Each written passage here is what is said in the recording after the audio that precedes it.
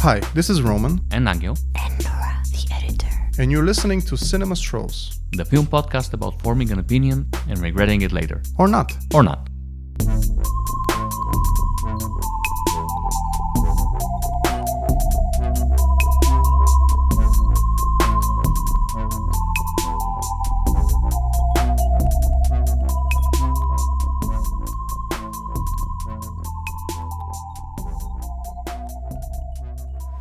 So, we just watched the new film by Edgar Wright, The Running Man, a new adaptation of the Stephen King novel, which I've never read. And you might say also a remake of the Arnold Schwarzenegger film, which I've also never seen. Me It's too. one of my Arnie blank spots. I've seen the film twice now, so I've definitely betrayed the podcast this time. I saw it in the cinemas with my girlfriend, and because you couldn't make the schedules work, then I watched it with you yesterday in a home viewing scenario, because it's already available on demand. We should probably start by talking about Edgar Wright, because I want to be careful and I want to be honest about why I dislike this film so much, and how much of that has to do with having expectations because it's an Edgar Wright film. So, And you're not even that much of an Edgar Wright fan. well, I am a big fan of his comedies. I think they're pretty much universally praised, right? I'd say so. They're considered part of the canon. There was that time like 10 years ago when the Every Frame a Painting video essays were coming out at first, and they got quite viral. And one of them was on Edgar Wright, and he was kind of anointed as the king of visual comedy. And I definitely bought that. But now I don't see it anymore, and I haven't seen it for a while. And it's disappointing because, Well, he also hasn't done like a straight up comedy Yeah. since finishing the Cornetto trilogy. yeah. Well, let's start with that then. Let's go back to the original Edgar Wright fandom. The original Edgar Wright golden years, rather. Okay. Have you seen Spaced? Yes, Okay. Do you like Spaced? yes, I do. Spaced is great. Spaced is wonderful. It's a great TV series. It was quite inspiring. It's probably one of the last really good original series to come out of the UK, I think. When was it, more or less? Late or like early 2000s? Yeah, very early. Or 2000s. late 90s? I'm not sure. Either 99. Oh, it's several seasons. 2 or 3 seasons. I think it's only 2 seasons. Only 2 seasons, I think. So maybe 99, 2000, or 2000, 2001. Hmm. I'm not sure I agree, because you have like Utopia afterwards. You have what afterwards? Utopia? Utopia is not a oh, yeah, well, fair enough. But I don't like Oh. Utopia though. I think think Utopia there's is some interesting things there. I think Utopia is a little overrated, to be honest. Okay. But sure, okay. There's always culturally significant stuff coming out of the UK. I just don't like it necessarily. I still haven't seen Adolescence. Well, don't know. I don't think you're missing that much with Adolescence. I remember really liking Misfits, like the Okay. first season, Okay. and I've never seen Skins. But But to Skins clarify, is around that I time. specifically meant in terms of comedy, because There's comedy. Well, Black British- Books is kind of around the same time. Garth Marenghi is afterwards, after Spaced. and I guess I'm not sure when the first season of The Office came out, but probably around there. The IT Crowd, before the guy Uh. turns out to be one of the worst people ever. Yeah, but that's kind of tainted my Oh, for appreciation sure, of the IT crowd. But it's also different. Spaced has a different vibe. Oh yes. It's Very much more visual, and that's what it all boils down to, I think. You get the sense that it's comedy made by someone who really loves genre film and is really trying hard to pay homage in a way that is actually almost, by paying homage, he actually creates good examples of the thing that he's It's referencing. both endearing and impressive, because Exactly. it works in its own merit. Yeah, and then he really like took it up to the next level with his first. I think it's technically his second film, because he did try to do a little zero budget Sam Raimi-esque film when he was, I think, a teenager. Okay. But from what I know, it's not perfect. You can find it online. I It's didn't called know A that. Fistful of Fingers. Oh, I know about A Fistful of Fingers. Come to think of it. I don't think it's not a case of like a lost masterpiece or anything like that. It's just an early try, like Quentin Tarantino also has his early tries, and Yeah, nobody talks about like my Yeah. friend's birthday. yeah, exactly. So officially, his first film, by all accounts, is Shaun of the Dead, and Shaun of the Dead. I don't know. I have It's not great. seen any of these films recently, so maybe I am remembering them with rose-tinted glasses, but I think we were all in agreement that these films are amazing, right? Yeah, I think Shaun of the Dead and Hot Fuzz still really hold up. Yeah, Like everything that you like, because it's not just his directing, it's also the chemistry and the writing yes. between the actors. So I think they hold up very well. I think they're very entertaining. Shaun of the Dead is still a great example of a film that's both a horror and comedy Yeah, without being a horror comedy necessarily. yeah, I agree. And yeah, it's funny when it's funny, and it's scary and emotional when it's supposed to be, Yeah, without constantly making fun of that or downplaying it in any way. And yeah, it's a wonderful film. And the next one, Hot Fuzz, I think I might like even more, because I do have a thing about, you know, mysteries and cozy detective stories. And I think it plays with those tropes very well, while also playing with the action cinema tropes. yeah, And how well the action cinema tropes work Yeah, in it Hot delivers. Fuzz, it's kind of why we have very high hopes for The Running Man. or for any other film he makes, to be honest. Yeah. And then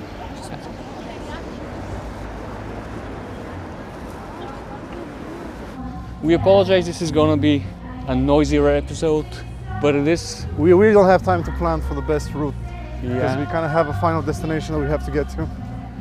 Because you're going to your second job. Yeah. Lucky me. Also, Anyway. it's holidays. Yeah. So the town is quite busy and quite noisy. Okay, so And so after Hot Fuzz, you have the big one, I think. It's the film that I think is going to last as his cult film, which is called Pilgrim vs. the World. I'm not sure, I mean, it wasn't a success when it came out, financially, but I think it's the film that film nerds love the most. And it's his most visually exuberant one. And also it proves that he can do something that is comedic in a different way. Simon Pegg is not involved with it. yeah, neither is Nick Frost. Yeah. None of the usual suspects. Yeah. I mean, I haven't seen it more. I mean, I think I've only seen it twice and quite some time ago. But how do you remember it? Do you still love it? Honestly, I never loved it. Okay. I liked it. I was also, before the film came out, I was reading the comic books. Okay. And I was really into the comic books. I enjoyed them quite a lot. And I was very hyped for the film. And I saw the film, and I appreciate everything it's doing.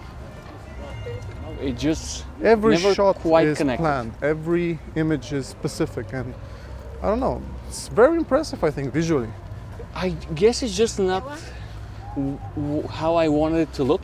Okay. Like visually, it's very meticulous. It's very beautiful. The Matrix DP shot it, right? Yeah, Bill Pope. Bill Pope showed it. For whatever reason, it just never quite worked for me. Okay. Even though I can appreciate all the craft, I love the soundtrack. Honestly, I love a lot of the music. I love a lot of the visual gags, but it just never. I never loved it as much as I loved the first two. Okay, but you agree that I don't know. There's a strong fan base for it Oh online. yes. Oh yes. People younger than me love that film. Yeah. You I like think it? it is a film that came a little bit early for its time. The sort of the crazy cinematic language of it, I think, is nothing compared to something like Everything Everywhere All at Once, which was a much more successful film. But it predicted it. It kind I of think laid so. the Yeah, ground yeah. for it. Absolutely. Using video game language, kinda, but it's also comic book language. It's also, I mean, it's a bit of everything, really. Yeah. I think And, what I don't it's like a about it kitchen- is a it's bit like too. Everything in the kitchen sink approach towards storytelling. Anything goes. You can throw anything at it, at an idea. Absolutely. I think one of the things I don't love about it, it's too polished for me. I love the jank of Everything Everywhere All at Once. It's kind of looks like a small independent thing. It's almost like a It has a very DIY approach to its visual effects a lot of the time. Sure. And this is very endearing. And Scott Pilgrim looks very expensive, and it was very expensive. Was it really that expensive though? Pretty expensive for him. Yeah. And with all the anamorphic lenses and flares and stuff, I don't know.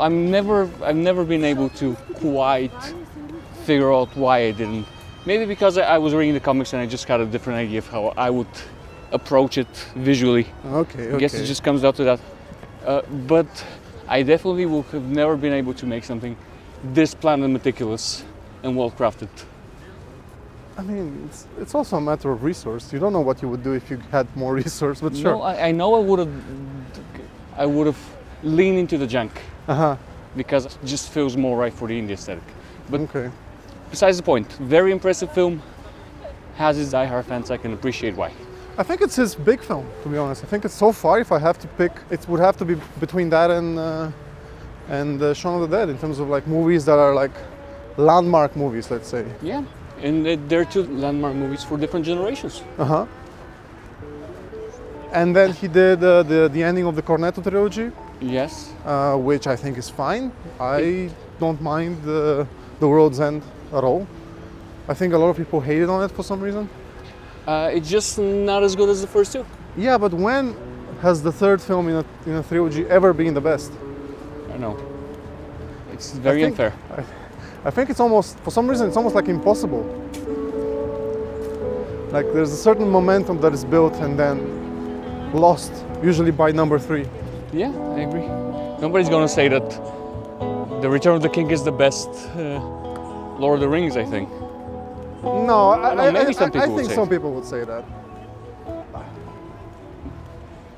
Okay, no one would say that. I don't know. Pick a Star Wars trilogy. Yeah, well, actually, they might say that the third one is the best in the prequels.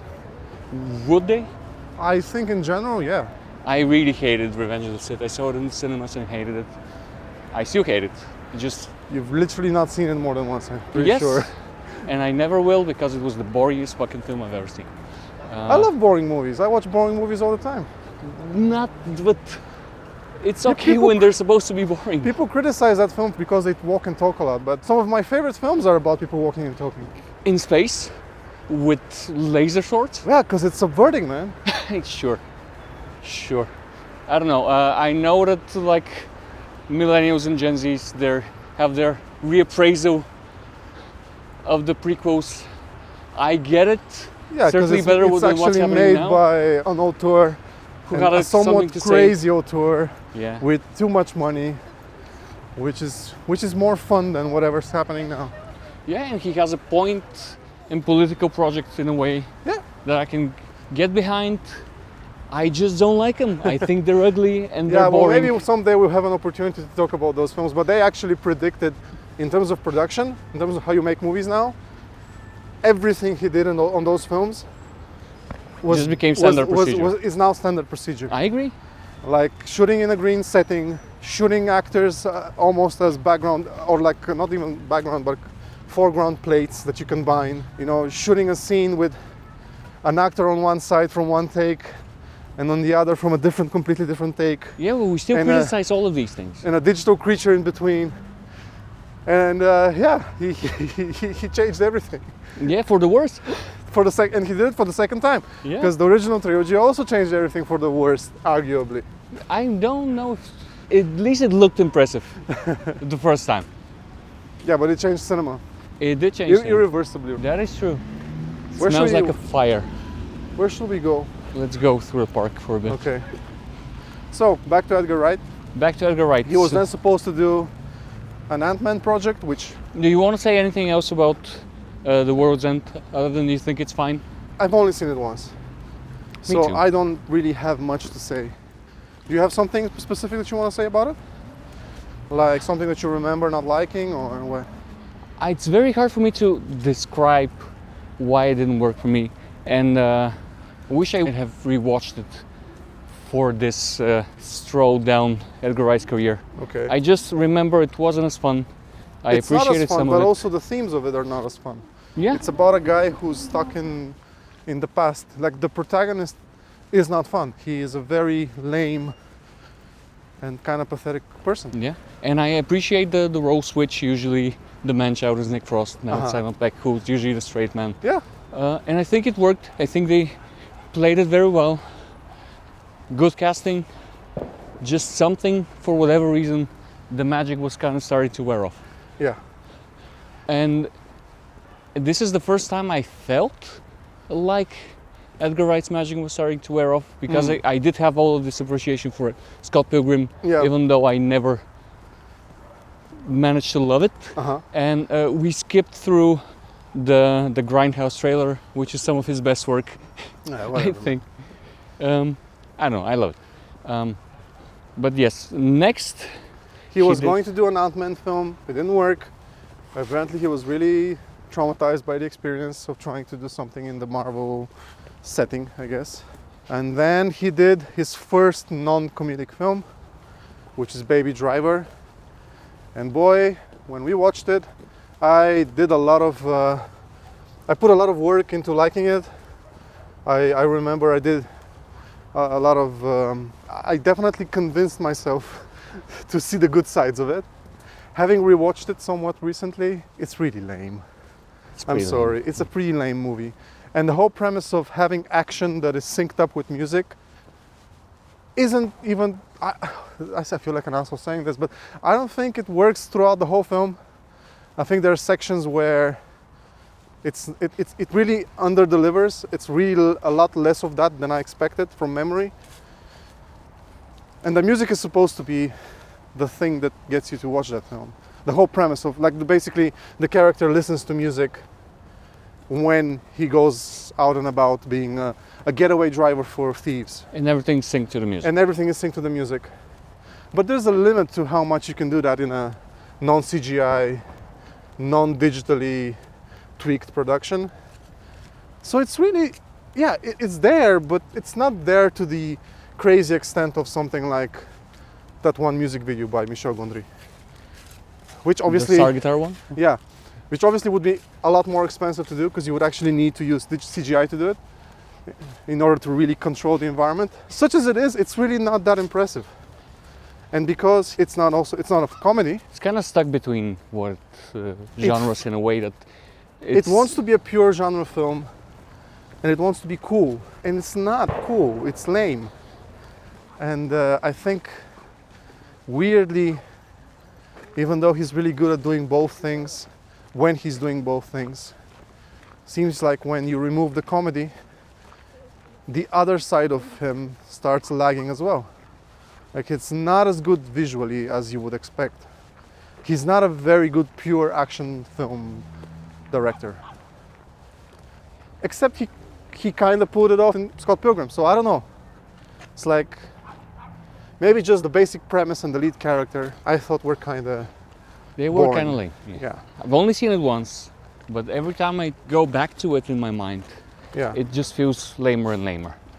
I mean, Obviously, it's not I a always feel horrible film. weird when I criticize people who are obviously more talented than I am, but I'm sorry, it's just not, I don't think it works as well. It's a career direction that is not It's not playing to his strengths. exactly. And I think he's trying to distance himself from, wait, what was his name? Simon Pegg. Simon Pegg era. He wants to prove himself as an auteur without needing them, without And- needing Nick Frost and Sam. And to be fair, they did a film without him, Yes. and it wasn't that good either. True. Which one was it? The Alien one? Or- The Alien one. Yeah, I don't think with Seth that's Rogen. nobody's favorite film, for sure. Yeah, and And again, he's very talented. He's very good. I do Also, like he- listening to him talking about he films. started very early. He proved himself in his 20s. So maybe some of the juice is out by now. I don't know. It definitely feels like he's trying to try something different, which I can respect. I don't want an artist to be stuck doing the same thing again and again Sure. for all of his career. But it definitely feels like every time he tries to do just a straight up genre film, something's missing. Yeah. The magic is kind of gone. And then I don't remember if he did anything before Last Night in Soho. No. Have you I haven't seen it yet, so Last that's Night in my Soho. big gap. Is it the first time he's worked with the Korean? Yes, the cinematographer of Old Boy. Yes. Last Night in Soho is beautiful, and I really, really don't care for it. Yeah. And it should be right up my alley. I know the ending, and I think, is that why you don't like it, or is it more than that? No, I started disliking it immediately. I don't like the writing. Yeah. I don't think I like the acting as well. Does it come off as childish? Yes. His writing. Yes. Interesting, because we'll get to, yeah, I mean, that's where we're going, I think, with the movie that we're here to talk about. The thing I'm gonna say is, okay, so Last Night in Soho is visually very beautiful. Both actresses are very good and very charismatic. Pretty much everyone plays their part very, very well. Diane Riggs, bless her heart, rest in peace. She's doing the best she can. She is an icon. You can just watch her endlessly. But the writing is just bad. Yeah. It just feels flat and unconvincing. And you know, a lot of these films that he's pulling from, because this is a very like giallo adjacent film in many ways. Less than I was hoping it to be. Yeah. To be honest, because it's also kind of very PG-13 film, so he doesn't get to flex things he could flex in like Hot Fuzz, when he can really go all out on the violence and the extremity, which is part of the genre. Yeah. He's referencing here.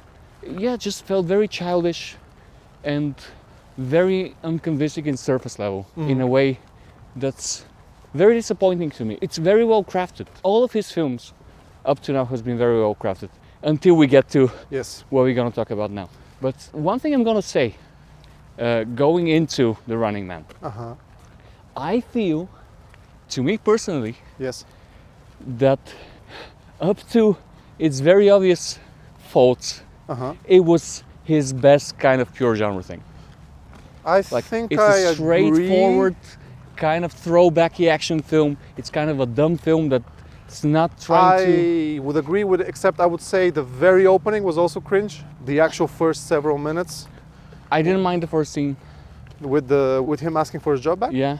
What about the second scene at home with his wife? It is very sincere in a way that maybe we're not used to from him. So is it a problem with us that because we expect him to subvert and to... That's what I want to analyze, honestly. Yeah. Did I hate the acting and performances in Last Night in Soho because they were so sincere and they were coming from a director that it's not known for this? You're expecting a certain ironic detachment or like I'm expecting a quip. A smirk, yeah. Yeah. Tongue-in-cheek, whatever. And he's playing it completely straight. Yeah. And So I can't comment because I haven't seen it yet. Yeah, and it should have... I don't know why it's bothering me in Last Night in Soho, because it's a young girl going on for the first time in a big city. So she is pure-hearted, she is naive.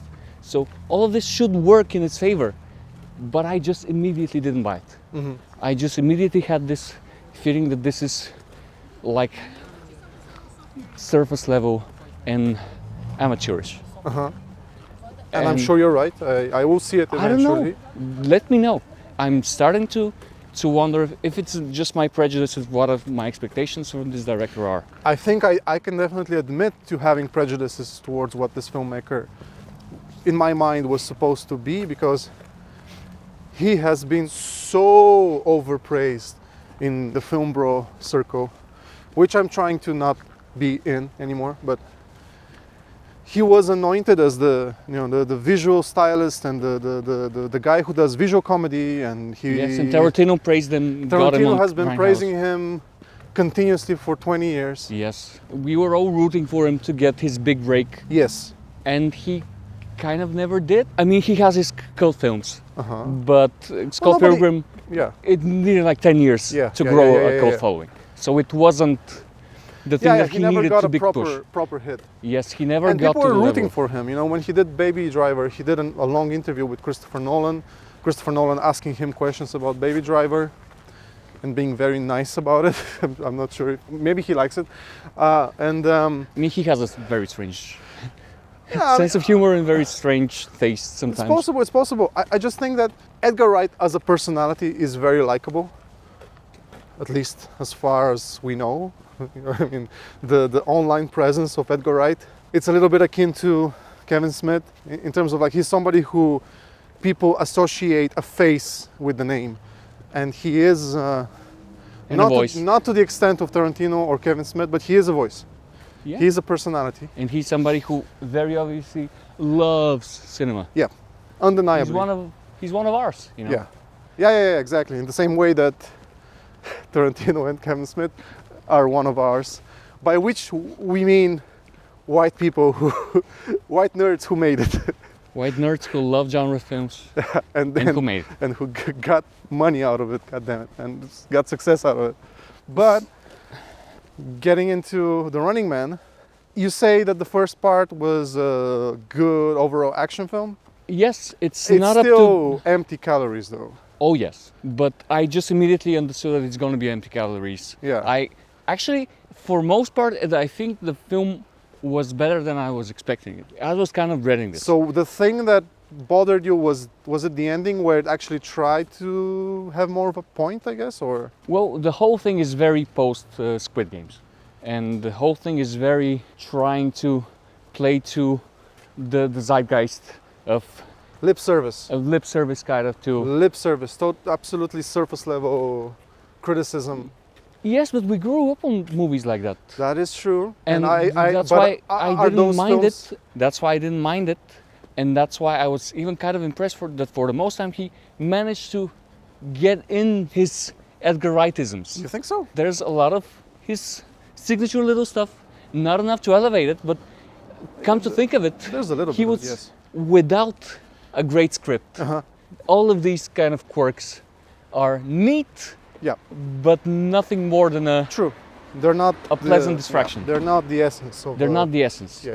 I mean, True. they're not enough to be an essence. He's agree. very good at them, and he's trying to do stuff here, I agree. and some of it works. It's very obviously influenced by RoboCop and Paul Verhoeven. Mhm. It's very derivative, but it was always going to be derivative. True. And I was dreading that it's going to be much lamer, much less visually interesting, Much and less visually interesting. it was okay until we get to Okay, after okay. the Michael Cera scene. After we leave that scene, okay. then it really gets down to like the Millennium level production, Yeah. and it gets. I really, honestly, I felt bad for him. Up to that point, Yeah, we'll get into the film that. was okay-ish, nothing I would write home about, but nothing I hated. And when we got to those scenes on the road, when we okay with spoiling. It's a very simple film, so I don't think I there's don't much to think spoil. this one I don't care about spoiling. at all. Okay, after we meet Michael Cera and his crazy mother in the house, and after we had a pretty fun scene Sure. set to music in a Baby Driver mode, Yeah. there are several scenes in this film Mm-hmm. that kind of harken to that, That syncing everything to music. Yeah. And I was fine with it. And immediately after leaving that house, the production quality just plunges in the toilet. It just looks ugly and Yeah. very uninteresting, and I just felt bad for everybody involved with the whole thing. Yeah, because, but the writing didn't get better though. oh no, Yeah. So it's but the writing was, already. I don't think that the writing plunged even lower than it was, because True, it's a true. stupid action film. And I was rooting for it to be just a decent stupid action film. Yeah. Because maybe this is my bias. I'm okay with a very stupid action film As long as because it's- most of them, as long as it's fun. and done well. Yes, I can forgive much more than I could with something like Last Night in Soho. Mm. Because he was in Last Night in Soho, he was referencing people like Mario Bava Yeah. and Dario Argento who are much more interesting, visually interesting auteurs, and there's not that much great, visually stunning action cinema. Sure. Not as much as this type of genre, to my mind. I mean, some action fans are really forgiving, because even Millennium films have their hardcore Oh, yes. fans. Absolutely. We've met some of them. So We've worked with some of them. yeah, so which is fine. You like what you like, but there's a certain lack of vision, I think, and because if you have little resources, then you better do something creative with them. You know. Mm-hmm. This film was shot partially in Bulgaria, where we live, and I actually got to be on set for a little bit because a friend of mine, a friend of my girlfriend actually, just randomly said that he's an extra in the newest adaptation of Stephen King. And I was like, whoa, what are they filming here? Let me check. And then I noticed that it's Edgar Wright, which really surprised me. And I got really excited about it. And I made some phone calls. And I was able to get myself and my girlfriend to be extras on set. And the first thing that I noticed as I was going through like wardrobe tests and whatnot, everyone looked exhausted. And people that I knew from before, from back when I used to work in the movie studio up in Bojana, were asking me, why would you be here? Why would you do this to yourself? And I'm like, well, because I want to see how Edgar Wright works. And they basically said, who's Edgar Wright? And then I realized that not everyone is part of my film bro bubble. And people don't really know or care who this guy is. Even or especially people who work in movies in Bulgaria. Exactly. Which is fine. I mean, I went up to the set, or rather, it was outside Sofia, in a location that is, I think, some kind of warehouse place, but it plays an airport in the film. And I could immediately tell that there was something off. There was miscommunication between the American and the Bulgarian team. The British, because it was a lot of British people on it. Sure, but it's an American production though. So. Yeah. But yeah, I'm sure there's a lot of British, a lot of Americans, and I think there was some kind of miscommunication between the Bulgarian team and the American team. The whole thing was felt like I was in a Millennium film, because I've been on those sets.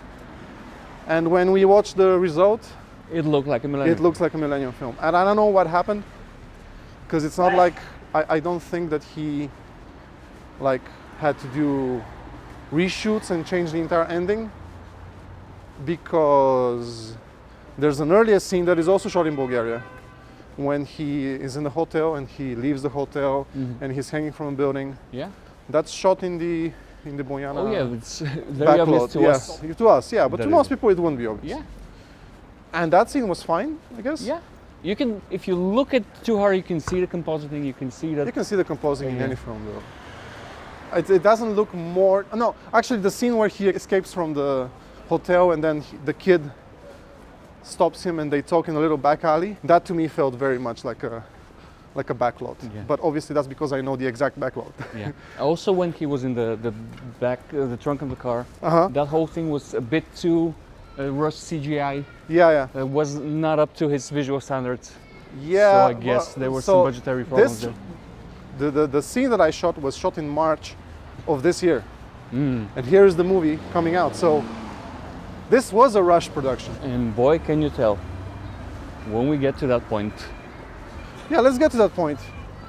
So they're driving around just streets who are obviously not in the US because they didn't have time or money to do any set dressing or visual compositing, because everything just doesn't, the nature doesn't look American, the road signs and just everything just looks wrong. Yeah. It's very obviously Bulgarian to us because we live here, but I'm sure for any viewer it will immediately just not be believable. And it's supposed to be Maine, I think, which is usually the setting of most Stephen King stories. It's clearly Maine because we see it written.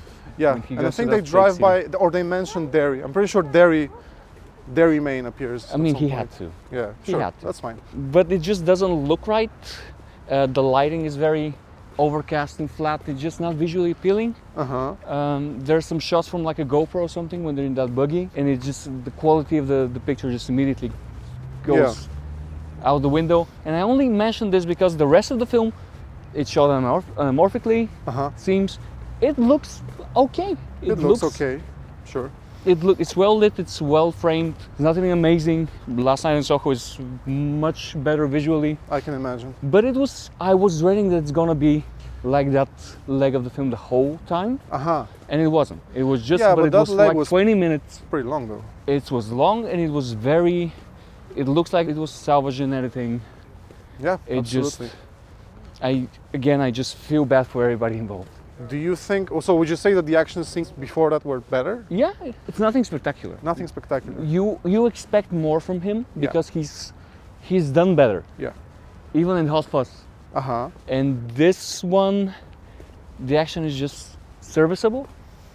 Yes. But nothing I hated. So the film was gonna be disappointing. Anyway, maybe the reason I'm more forgiving is because you've shared with me your experience. You told me when you, very briefly, we didn't get too much into it when you saw it the first time, that you were disappointed the film was not very good.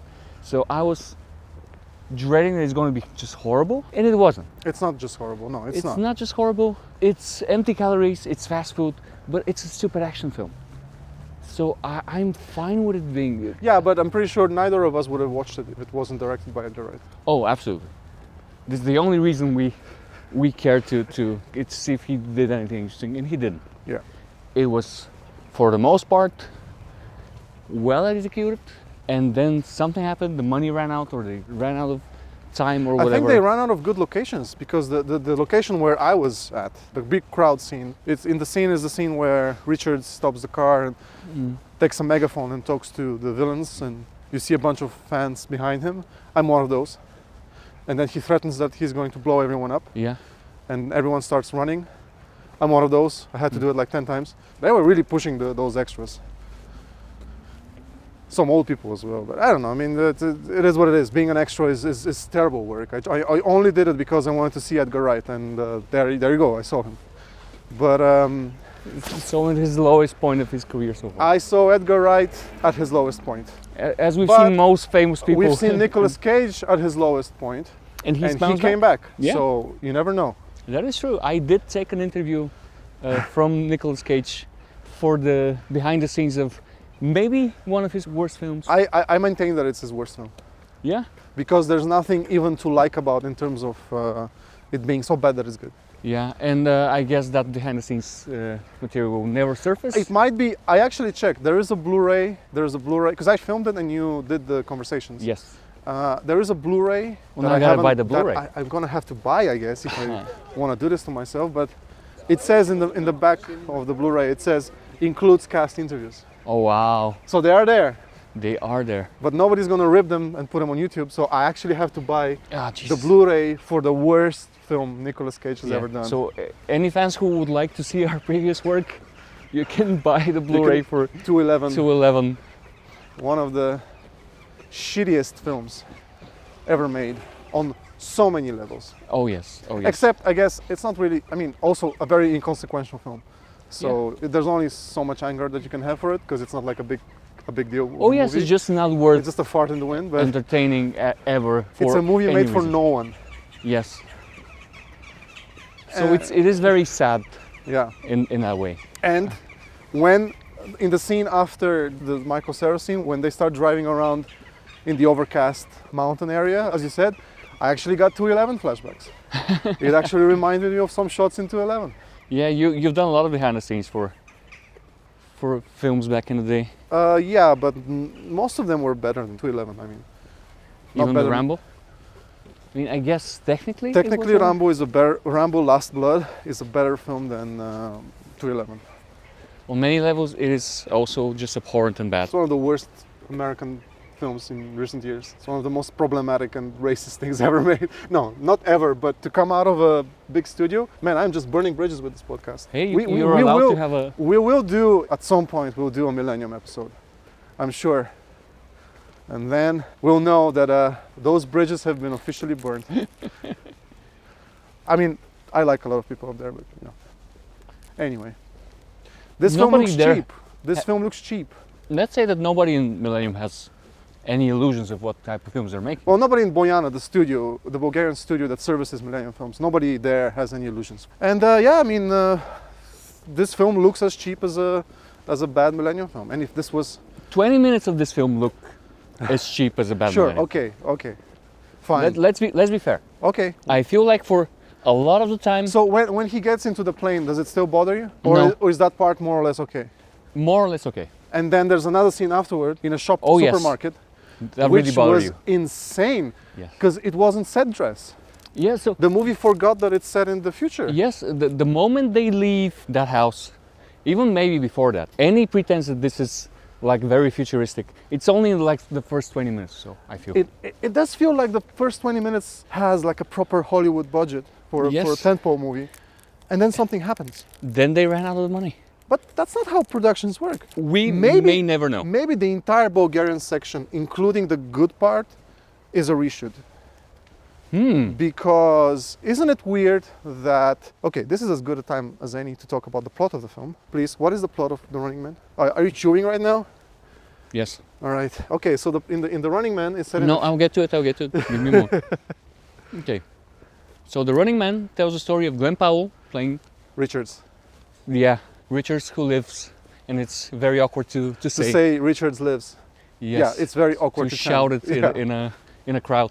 Anyway, so he is an angry man who's a good worker but tend to insubordination. Yeah. And he's burned every bridge for being just an honest working man in this corrupt modern society. So he's stuck, he has no money, and his child is sick. So he decides to do the only thing he has to do. It's the only alternative to find a gainful some money to send his child to hospital. So he goes to the network, which is where they do all the entertainment reality programs. There's a Kardashian parody that is shown throughout the film, and fake commercials that feel very Verhoeven. Oh yeah, absolutely. In a way that, but you expect more from him. You can't do anything like that and not be compared to RoboCop. Of course, but he could have put more effort into them. Anyway, whatever. So he decides he needs to get some money. His wife tells him, please don't go on The Running Man. This is the show where you need to hide yourself for 30 days and everybody, bounty hunters, and just everybody in the country is hunting you. Yeah. Please don't do this. He says, I won't. I'm gonna try out for a different show. But he's so rough and so good at his job and just so physically fit. And he's just too angry. He's just too angry. He's just too perfect for The Running Man. Yeah. And they convince him, the Josh Brolin playing the big bad of the film, convinces him to try for The Running Man. Playing him greatly, by the way. Yeah, he's doing a great job. Yeah. No complaints about most of the casting, to be honest. They're doing their job. And so he is convinced to do it for his family, to secure a better future, despite his wife's wishes. And then, hold on, we're being accosted by a dog. no, we weren't. We're just going for another dog. Anyway. And that's more or less it. It's a straightforward action film. An angry, put upon white man. Yeah. Who is a stand-in for minorities and people, for the underclass. Yeah, for the working man. Yes.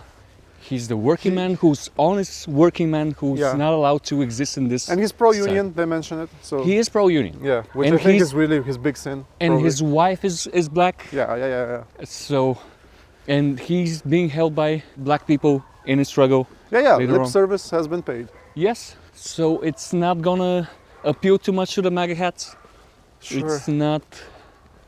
You're not gonna watch it though. Yeah, but this type of character in this type of movie is usually made for these type of people. Yeah, I agree.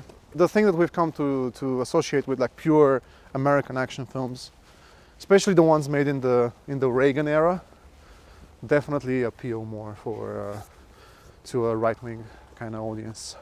Even though I like many of them, I like them because they're old. I don't think if I was myself in the 80s, I would have been a big fan of Commando. These are films that I appreciate because of how silly they are in the context of today. Yes, they're over the top. This is, in many ways, this is why a lot of film hipsters, me included, have an appreciation for very problematic films, exploitation films from the 60s and 70s. Yeah. Because in some way it's something that you would never do today.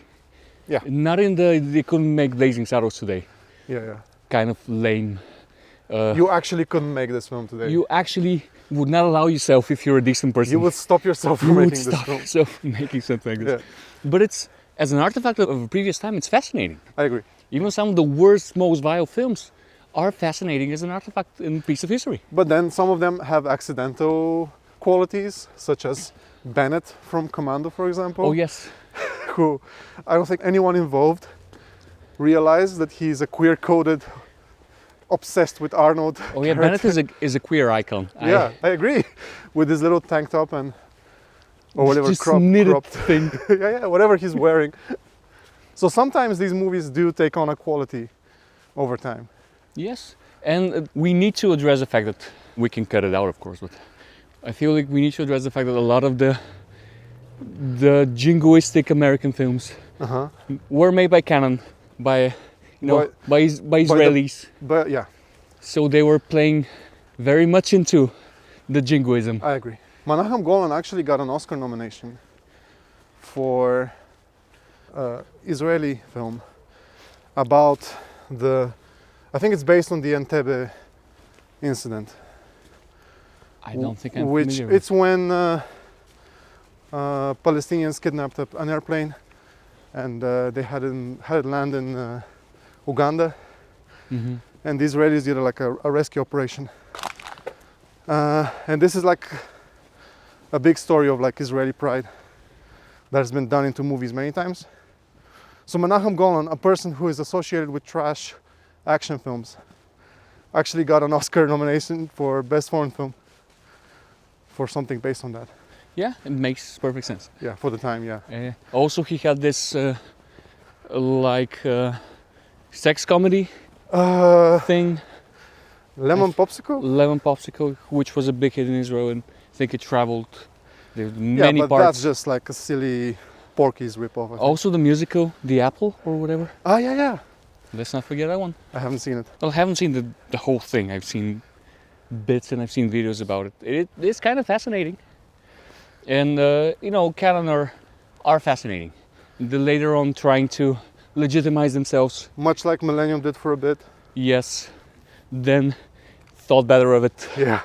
because they realized that much like Canon, they They have took- no hope of actually legitimizing themselves. Yeah. To that extent, they were never going to be like a Miramax Yeah. kind of level of prestige production. But what was it, King Lear? Uh-huh. The Franco Zaffarelli one. No, not the Frank Zaffarelli. So they did Crimes and Punishments, Uh-huh. shot in Russia in the 90s, Oh, wow. shortly after the fall of the Soviet Union, with Anthony Perkins, I Okay. believe. Anyway, I'm talking about the Godard film, the Oh, Shakespeare. King Lear. film, Yes, the yes, King yes, Lear. yes, yes. So that is An infamous case of yes, an artist stealing money from gullible producers. and literally just farting in their face. And people who only paid him because he was a name. Hmm. And him being someone who was, say what you will about him, a very progressive person in his life, I'm sure he enjoyed taking their money and farting in their face. Oh, absolutely, he loved it. But it's kind of their fault for not knowing who they're messing with, kind Yeah. of. Late period Godard? Are you kidding me? Why would you? Anyway, we're getting a bit off track. So, talking about Millennium and talking about Canon, because this is, to me, this is the frame of reference I'm using for this film. Okay. I wasn't expecting More than that. Okay. more than that. I was expecting it to be more intricate, Uh-huh. more playful, and I feel like it was in the first 20 minutes, and then something happened. Uh-huh. So let's go back to your theory that all of this is a reshoot. So my big evidence in favor of this, it's two things actually. Exhibit A would be the character that is introduced early on, who plays the security guard in charge of protecting his family while he's on the Running Man. True? You feel like he's gonna come up again? He never This does? is a character that is set up, and the obvious role for him to play is to actually help out, because he seems nice, he doesn't seem to be enjoying his job, or rather he's not enjoying participating in the Running Man system. And the obvious role for him to play, I feel, would be to save his family by either stopping the hunters or by refusing orders to kill them. Okay. Now that's my first feeling, because obviously he was set up I thought he was set up for someone who's gonna be evil. helpful and then betray him. Oh, that would also work. But he was definitely set up for something Yeah. and he never shows up Yeah. again in the film. And then the other exhibit, a big one, I think. So he is chased by these hunter characters, and the leader of the hunters has a face mask, so you don't see him for the most part. Mm-hmm. And then at the end, he is made to take his mask off. Mm-hmm. And we see the audience, we see, for those of us who know who that is, we see that it's actor Lee Pace, who is a fine actor, but it's a nice introduction of him into the film, but it doesn't mean anything in terms of like why was his face hidden throughout the whole thing. I was kind of expecting it to be the guy from earlier, but he was much more heavy set, Yeah. it was impossible for him to be. So the thing is, okay, we see that it's Leap, okay, fine, whatever. And then we find out that he was the guy who played in the first season of The Running Man. who almost reached to made the it. end. Yeah. Okay, why wouldn't Richards know that upon seeing him? Isn't he famous? Wouldn't the obvious thing that you would have to do is early on in the film when Introduce that character. you don't introduce, you introduce the history of The Running Man, and you see show you show a photo of the guy who almost got it. you show some scenes from the first season. You show him almost making it and then dying, and you see that it's Leap, and you're like, okay, Leap made a cameo in this film, okay, and then he takes his mask off. Oh no, Leap is actually the bad guy, and Richard should have been like, oh wait, you're the guy from the first season. Because they do show a lot of little moments from Yeah, and previous this is seasons. part of the zeitgeist. This is part of the culture. People would know. Yeah, So this makes absolutely no sense to me. you're right. It feels completely like a salvage operation in the editing. Yeah, everything past the middle of the film feels like a salvage job. I agree. Now, the more I think about it, yeah, the sequence in the hotel was okay. Not But- amazing, but okay. Everything else where I mean, obviously, I don't know how many of the interiors were shot in Bulgaria. I don't know how to check that, but it is my assumption that most of the Bulgaria shooting happened in exteriors. Well, I do feel like that hotel was in Bulgaria. It The was, New no? York hotel, Oh, the interior, you mean? the interior. as well. Probably, yeah, probably, yeah, because it would have to be consistent. And I think that the house of Michael Cera's could Yeah, have but been that's in the, I'm sure it's in, oh, you mean the interior again? the interior again. Probably, maybe The actually. exterior is very obvious in Bulgaria because you see Vidosha, you see the mountain behind the house. I even that saw makes some no sense. leftover set dressing from a previous film, but that's my own problem. Yeah. So yeah, that's my evidence in favor of the idea that the film was salvaged. Like there was a big chunk of this film that was reshot. Now maybe it wasn't reshot in the sense of he had the film ready to go and then he showed it to someone and then they said no, you got to reshoot this. Maybe it was an ongoing thing where he started filming one thing and then as he was filming they had to change as they were going. Maybe it wasn't working, maybe... I mean, it feels like studio interference to me. I agree completely. Maybe The more he I was- think about it, those two things, like the guy in the beginning feels like obvious setup, and Leap, I'm pretty sure, should have been introduced early on. Visually, we should have seen him as the participant in the Yeah, first so season. the review would mean anything. It would mean, I mean, it was you would see it coming, I think, but it would make sense as a reveal. Hmm Now it Because- comes out of nowhere. It's like just like an actor introduction, Hmm and then the other twist that he was in the first season, it's completely doesn't make any sense. It makes thematic sense. It's just why wouldn't he know that? So, Yeah, I and agree. obviously you would reinforce the point that they are similar. They're like mirrored images. When one guy was offered, because he did We're so not well. so different, you and I. Exactly, one guy did so well that he got offered a job as a hunter and took it. And is our guy gonna do it? No, of course he's not gonna do But it. he also says they killed his family They before say- he they- did they that. actually He say did say that. He did say that they tortured his family. Yeah. Hmm Yeah, maybe just tortured, maybe not killed. I don't know. Whatever. I mean, probably killed. Anyway, he didn't really wanna. The Leap's character also was not. Yeah, he's a broken man. Yeah, Yeah. that's exactly what I was trying to say. Yeah, could have worked more. Could have worked more. It was set up better, and it feels like it would have been, and then just something happened. Mm-hmm. And it really feels like studio interference. And I feel sorry. If that's the case, then I feel sorry for most of what I just said. Because how do you handle that? You do your best as a director. You take it on the chin and you move on. I mean, it's going to be a career worse anyway. No, actually, I don't know about that. You So still this I film- think you dislike Last Night in Soho more. Well, Last Night in Soho is like a complete auteur vision. Mhm. And This one is a isn't. botch This job. one- yeah, I And agree. that it feels too mean to Yeah. to say it's all his fault. Yeah. Like it doesn't feel as creative. You, especially because of Hot Fuzz and other things he's done, you would expect he'd do better with just straight up action film. There are moments but nothing that really wows you as a fan of Edgar Wright, of his specific quirks and fast editing and Yeah, and just setups and payoffs that he's very good at. yeah. None of it, very little of this was here. Even in the best version of the film, I feel like this was not going to be on the level we were hoping for. Sure, but it could have had much better cinematography, much better action choreography. You know, I don't know how you feel about things like The Raid, but I've never seen The Raid. it's exhausting. But But the action is good. Yeah. Oh, that's the only reason is this. But also, this is the only reason this is this time. Yeah, and this one I feel like failed as an action film to bring anything new to the table. It would have been if it wasn't like interfered with in whatever way we suspected it might have been.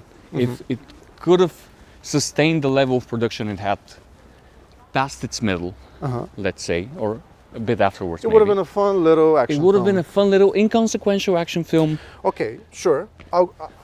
Granted. and I would have been okay with it because I'm much more forgiving to this, because it feels like this genre mostly disposable trash anyway, than I was with something that was a bit more ambitious. That being said, I would think that it would be better if he made better films, if he chose better material. And if you're doing a movie in this day and age that has... I wonder how he feels about the degree of cultural commentary that this film has. Because for us, we think that it's empty calories on purpose. We think that this is just an action film. He's trying to just make an action film. Maybe he actually thinks that he's saying something. I don't know. But as a satire, this is absolutely empty, I think. Yeah, it's been done much better, Yeah. like decades ago. Absolutely. So there's nothing new. There's nothing revolutionary. Even though the film is trying to be revolutionary, it's trying to position itself. It's using this type of language, is using that type of imagery with that subversive show that is trying to expose the Running Man as a TV show. Yeah. Which was cute, but Like, all of it you've seen before. So it was never going to be an amazing film. Maybe it was always going to be a career low, even though I kind of dislike. It's very hard for me to describe why I was much more disappointed than last time. because it seems more ambitious and then fails more in that sense. You need to see it, and we need to discuss it. Yeah, okay, well, I'll see it for the year-end episode then. And Yeah. that way, when we talk about this film, we can talk about Last Night in Soho as well. This is obviously worse. Okay. It was, But you hate it less. but I hate it less because it's a super action film, and I can forgive a super action I film just more. think, okay, true, but also, It is disappointing that he had the opportunity to do something much more yeah, meaningful. in and this day and age, with the world as it is, you can make, there's a movie to be made about the way, like, let's say, wrestling, kayfabe has become a part of mainstream politics, the way everything is performative, the way you listen to Trump talk and you like listening to a game host, or like a reality TV personality. Oh yes. So you're paying lip service to that. I keep using that word, but Yeah. Well, it was the same way we felt about Bulgaria. Like it yeah, was well, mentioning serious things I'm and not. angrier at Bulgaria because Bulgaria seems to be taking itself way more seriously and actually seems to be trying to convince you that it's saying more than it is. At least I'll give this film that. The stupid action film Yeah, it's thing. not taking itself too serious. Yeah. But it's a wasted opportunity. I agree. They hold out these big fake checks, like how you would, the kind of big prop check that you would win in a In TV a show. TV contest, yeah. Or like big dollar, I think it was big dollar bills that have Arnold Schwarzenegger on it.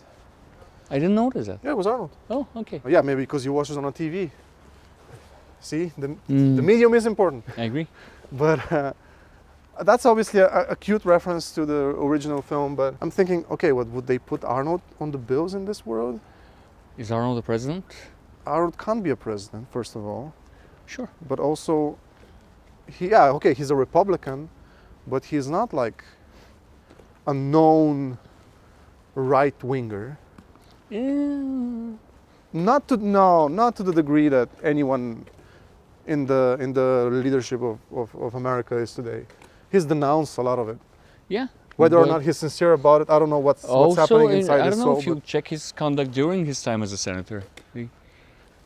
He wasn't doing great I did politics. I mean, he's a Republican. I so said he's he's never gonna be- Republican. I yeah. just don't think he's a Nazi. Is basically what yeah. I'm saying. I agree.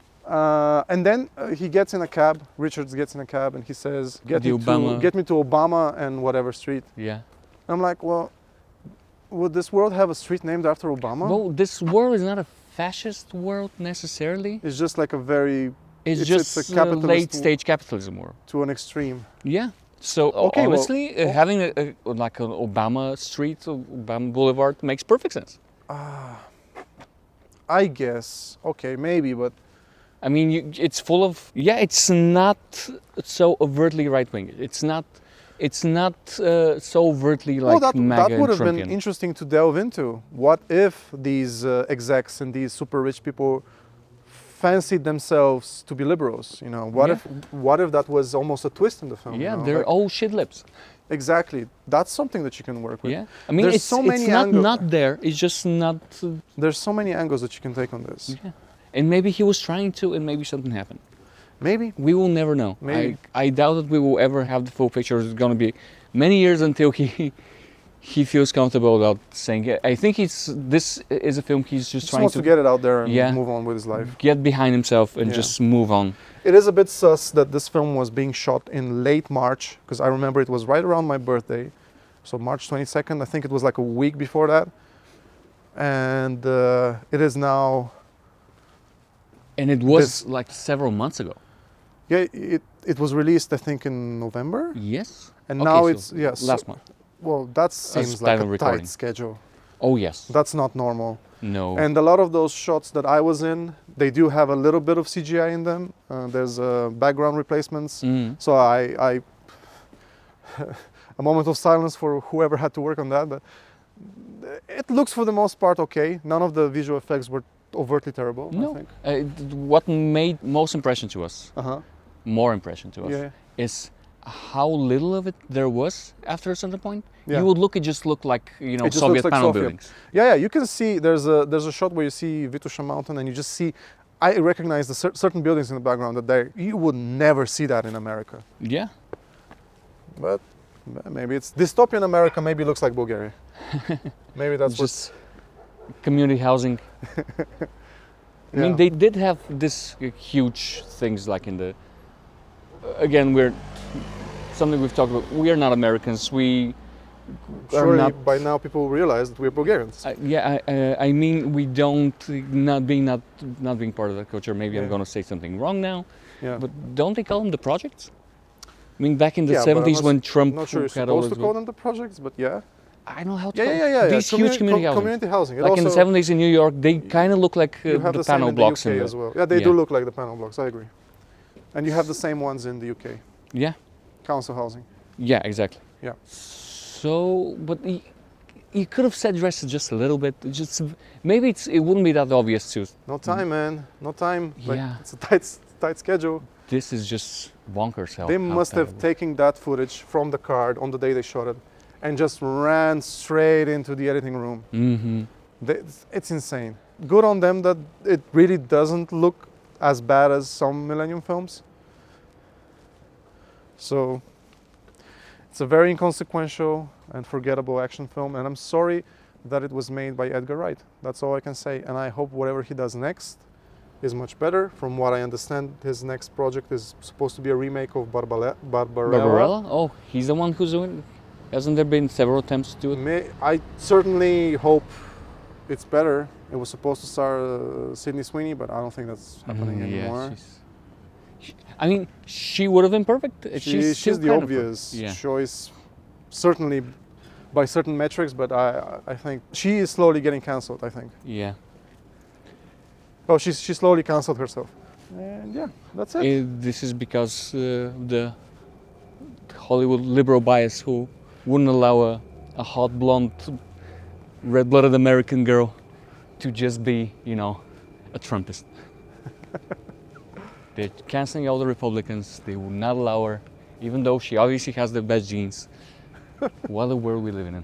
Anyway. She's a good actress, and I don't know if she's a good actress. She's a good actress. I've seen her do good. So she kind of did this to herself. It's like she is very much a Trump supporter, from what I understand. I don't know. Let's not get into the. I know that her family is from supporters. She tried to kind of walk it back. I don't really care. Sure. But yeah, anyway, we're. This is not gonna happen. It seems with her. Yeah. I hope he does an interesting film. The original Barbarella, it's cute. I kind of like it. It's fine. It was made by a problematic guy. Rujevadin is kind of Is he? problematic Okay. for his treatment of women and opinions of women. And of course, he had several very famous, beautiful actresses as his spouses. From what I've read on him, it doesn't sound like a great guy. Okay. Well, from what I've read on Edgar Wright, he sounds like a lovely person, and I hope he succeeds at making a better film in the future. I don't give a fuck about He deserves Barbarella, better. so I hope he does something more interesting. There were talks about him doing maybe a Bond film. He could do. After this film, I think he needs to kind of do something smaller and more I agree. He needs to go back to the basics. before he tries Hollywood I feel again. like every time he's trying to go mainstream, it It's has failing. not worked for It's him. failing. Also, I was watching this. I was watching it while I still thought it was fun. The production quality wasn't going great. Like in the first 20 minutes, I felt it was like good pacing. It was just very efficient filmmaking. The soundtrack was fun. It was very Baby Driver-ish. Yeah. A lot of soul music, a lot of 70s Yeah. and 60s tracks. And it was fun. It was like, okay, this is fun so far, and it's quirky in a very subdued but still recognizable Edgar Wrightian way. I was wondering, before we got to the obvious why the problems, hate? why wasn't this connecting? This is a straightforward. It was connecting with me, but I was wondering why the hate. You're right, and why wasn't it embraced by? And I think it was, regardless of the technical difficulties and all the probable rewrites and reshoots, I feel like his style is just a bit too. I don't know if quirky is the right way, but his type of humor and his type of visual gags Doesn't translate into big. are very. mainstream. It's hard for me to find a word. It's not quaint. They're kind of cute in a Yes. way that's not very macho. And This okay, I is see what you him. mean. And this is something that I recognize in Baby Driver as well. And it feels uncool because of that. Yes. Yeah. Maybe it's some kind of very English sensibility. It's some, the thing with the Y. You remember? That was funny though. That was funny. I actually like that. I like that, but we like this type of funny, kind of nerdy type of humor. And this was veering into some kind of more. It should have gotten more in that direction, I think. I feel either he should have completely left it behind and just make a straightforward film that would have connected with like a mainstream American audience more, or he should have gone full Edgar Wright. I agree completely. And then it would have had its niche audience that would have appreciated for what it is. Completely agree. And this kind of, it was always gonna be like a midway between the two, and was not gonna appeal to anybody. Yeah. And on top of it, the obvious production problems. Yeah, I agree. So the whole thing is very unfortunate. He's a very talented guy. I respect I will as a forever director. love him, and I hope he makes something better next. But the good stuff that he's made, it's not going anywhere. We can definitely, and in fact, I will probably now rewatch some of his older stuff just to feel good. Yeah, I do feel like the older stuff still hold up. I would be very interested in hearing what you have to say about. I will. I promise. Last Time I will watch it. Maybe I before just have a chip on my shoulder about that film. Maybe, but who knows? I'll watch it before we do our year-end episode. Yeah, I think that might be fun. A fun discussion. Definitely. So is this a recommend? Oh, no, definitely not. Skip it. Skip it at home. Skip it in the cinema. I mean, if you decide to watch it, you're just gonna feel bad. Watch it if you're a completionist about Watch filmmaker. it if you're a completionist. There is things to Choco. ponder. No, even just trying to figure out what happened and why this is. If you're into that stuff, yeah. Sure. If you're. If you're a film bro, you're gonna watch this anyway. So, but yeah. But there's nothing to recommend here. Even in its best version that we obviously didn't have, it was gonna be a skippable film. and this is now I just feel bad for him. Unless it was really transcendently good in terms of like action choreography, or like if George Miller made this film, you know, I don't know. Like if, Yes, yeah, if just went full out yeah. in any way. Yeah. And In any direction. can we talk about Glen Powell? Sure. What do you think about Glen Powell? Do you have time? Because you have to go to work. Sure. Yeah, Let's do a circle like that, and then we can. What do you think about Glen Powell? I think it's a little early to say, but he might be one of those guys who needs to age a little bit. I don't have any problems with him, to be honest. I think he's a perfectly okay actor, but I still haven't seen Hitman, which is the film that lets him flex from what you've told me. I quite like the Hitman. It was a very just low-key film that wasn't taking itself seriously, just having fun with a silly premise, and it really does let him flex in a way that's not, because they're trying to make this guy the next big thing. He might be. I don't know. He might. I have no problems with him. I don't have a strong opinion either way. He has the face of an A-lister. Sure. He has the physique. I've never like been completely sold on him before, but he was just delightful in Hitman. Oh yeah. Oh, you mean in the Hitman? I haven't seen it. Yeah. But I like him here as well. I don't mind him at all. Maybe. No. I mean, Isn't he like in his 40s now? Yeah, they say that the character is 35, but no way. He has to be older than that. Yeah, so how much more do you want this guy to age? You know how people say that when Brad Pitt got old, when people are too handsome, you kind of want them to be a little ugly, you know? Is it that? I mean, I don't know. This is very it's very hard for me. subjective, Yeah, it's very hard to I comment think on what. he looks like. I can assume, looking at him, like, okay, I'm sure women find him to be handsome. Obviously, it's gonna differ from person to person. I think he's so handsome, it's kind of grotesque in a way. Something about those eyes. I think I find it interesting. I find it kind of endearing. the first time I noticed him was in Top Gun Maverick, where he plays an asshole. Yeah. And I thought, okay, maybe this guy has a Wall Street prick in him. And then, bizarrely, it turns out he actually plays a Wall Street prick in The Dark Knight Rises. Oh. When Bane walks into the stock exchange and starts shooting people, he grabs onto Glen Powell and breaks his neck. Okay. So if you want to see an early role by Glen Powell, you could see it in The Dark Knight Rises, which is bizarre. He is well positioned for this role.